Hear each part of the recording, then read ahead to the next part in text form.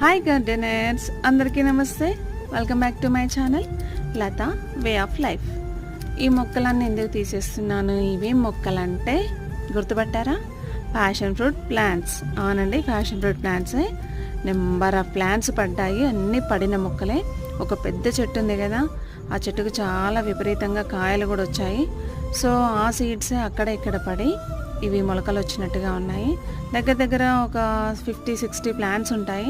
So అవన్నీ మనం ఏం చేసుకోలేం కదా. ఎప్పుడైనా షేర్ చేయడంలో ఉన్న ఆనందం దేంట్లోనూ ఉండదు.